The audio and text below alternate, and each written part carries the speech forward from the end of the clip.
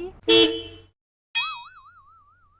Hello, good morning, actually almost afternoon. And it's been a while. It's been a little while since we had a trade vlog. Luckily, today's about to be a good one. I'm at a gas station about 4 minutes away from said trade. I'm heading there for lunch. The weather has been so freaking beautiful this week. It's literally 74 degrees outside in North Carolina. But I wanted to go on a run, and then I didn't have anywhere to change. So I stopped at a gas station and changed in the bathroom. I didn't bring my makeup in there because I didn't want to take too long. So I did my makeup in the car, which just reminds me of days on the road when I used to do everything in the car. Jesus Christ. We are making a trade today, almost a month since our last trade. I have not been without trade offers, but none of the offers have felt right. I'm really trying to not rush this process. We still have the saxophone, that's what we're trading today. The guy that we're trading with invited me over for lunch. I'm seeing how much of this I can actually document. I would love to turn this into like a home video documentary. We'll see how brave I am as a filmmaker and we'll see how comfortable he feels on camera. I've spent about a month searching through different trade offers, reaching out to people, local music shops, and trying to figure out anything. It ended up just coming from Nextdoor app, this trade offer. Oh my gosh, we're almost there.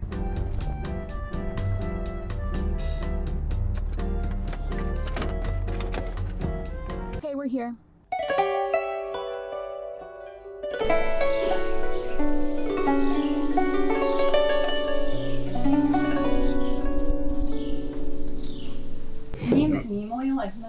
Yeah, but it's an inn. Awesome, this is so beautiful. Yeah, well, thanks for coming over. I'm excited about being part of your process. It's funny because last night before bed, just showed the kids the video, and just, I mean, for them, not only the concept of, you know, like this trade, they're like, oh, we should definitely do that. You know, they want to do that. And I said, but what's neat about, you know, what Erica's doing with this is that she's like getting to know people. She's concerned about stories, and there's an arc to it. Were you more drawn to the project itself, or were you looking for a saxophone?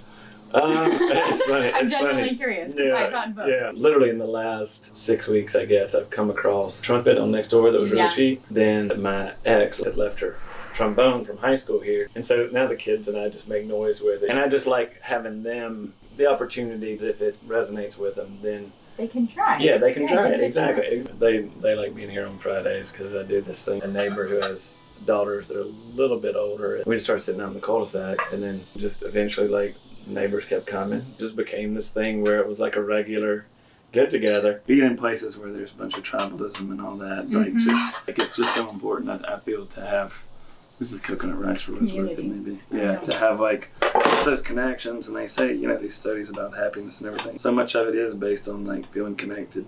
Oh, it totally. I've actually, that's been my biggest realization during COVID. The isolation and lack of community is a big part of the reason why I ended up going to Costa Rica. Annual intention for 2021 is community and connection. Also part of this project, right? I think sometimes our culture can be more isolating than some other places I've traveled to. We're trading for a rug, and you said the process of getting the rug, like I want to hear more about that. Just like the experience of being able to go buy those in Pakistan. You know, it was something to do that I felt like the ability to connect both to people and the culture. It's a very warm and hospitable culture as it is, despite what the news says and all the tribalism and Taliban and all that. You know, they treat a customer as if you're a family, kind of being, you know, welcomed, and like you say, the tea and the process of literally trying to make the whole shop available to you.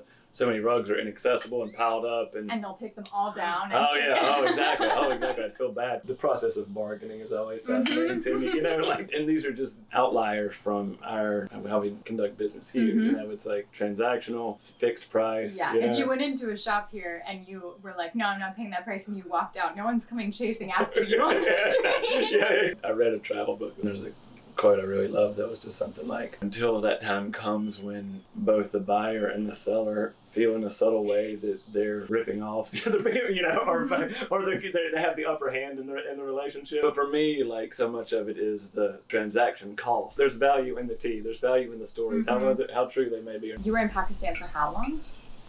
About 2.5 years. 2.5 years. You were there for work. You were working for U.S. aid and disaster relief. That's correct. A lot of the times as Americans, especially about that region, we only see the worst crises coming in on the news. And so people's generalization of that region of the world is solely based on that. What was your experience of like the culture and the people living there full time? First of all, I gotta say, you give me hope that it's like, sorry to go meta here for a minute, but like you are extraordinary in the way that like that's a really thoughtful question. I really appreciate it. In practice and sensibility, whatever. I just want to say thank you for being sincere, present person. Perspective like yours both is inspired by travel and comes with, experience of travel and being exposed to different things. Like, for example, right now, Afghanistan, like we see the worst of what's going on. And exactly. It's horrible. But at the same time, like there is a culture beyond that war-torn country. Yeah, and the thing that's in my head that I haven't thought about in a while, and I've been through 4.5 years in Zimbabwe, which are really, really tough. But Zimbabwe was, a British colony.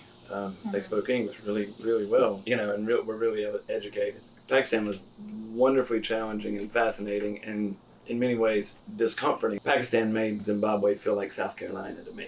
Wow. New language, call a prayer, waking me up twice a night. You get used to driving by those guys with the, I don't know what they're called, but the giant guns that have the big bullets that run through them. And so I just had a lot of like empathy for the whole dynamic and the complexity of it. I love this one. This is the...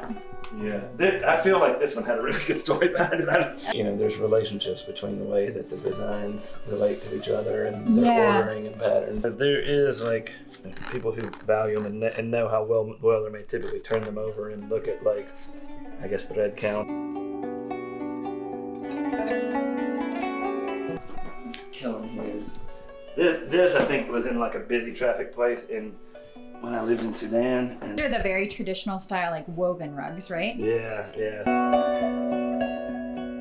I just noticed that this is actually discolored. Colored, yeah. What's fascinating too is that like for so many of these, like the color actually changes depending on like the lighting and the direction of the pile, and so yeah. They will start to lay out or whatever. I'm amused by your cats. Yeah.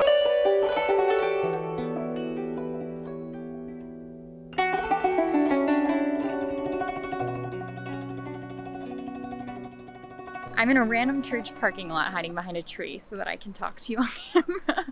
But I just needed to get out of my car for a moment. But yeah, we had a great lunch just talking about international development work, cultural anthropology. He made a really delicious spread, like a make your own taco platter, plant-based with tempeh. It was just so cool to connect with someone around this project. I have 3 rugs from Pakistan in my car and a book about rugs from Pakistan. And on the way home, there's a rug store, so I might just pop in there and have them value the rugs. I'm squinting because it's beautiful outside. It's like blue skies, sunny and 70s.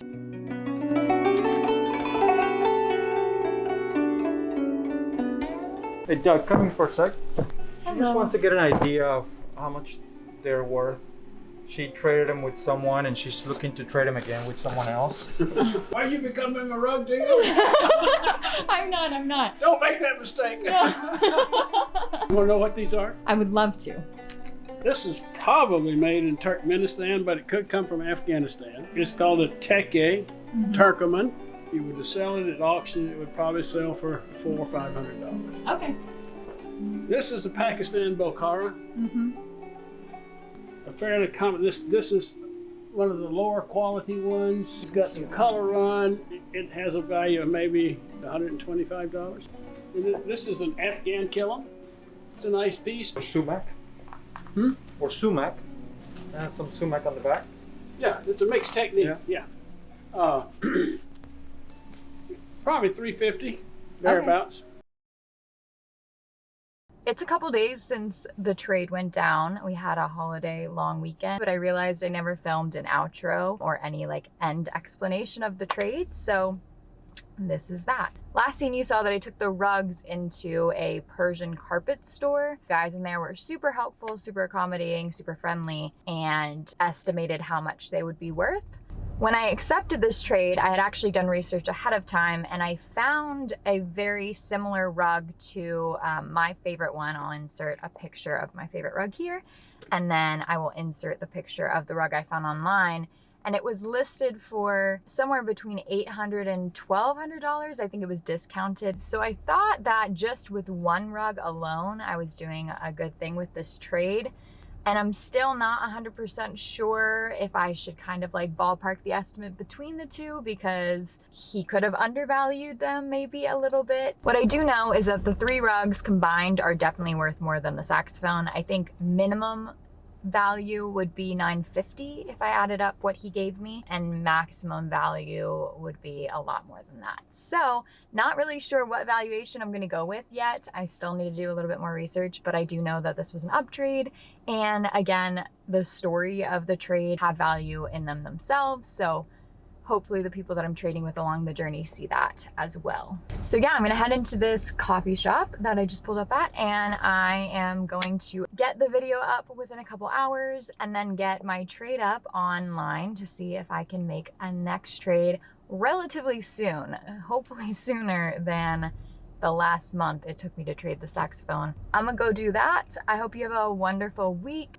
I also really need coffee right now. I have not had my matcha this morning. Now I'm like, huh? Time for coffee. Mwah.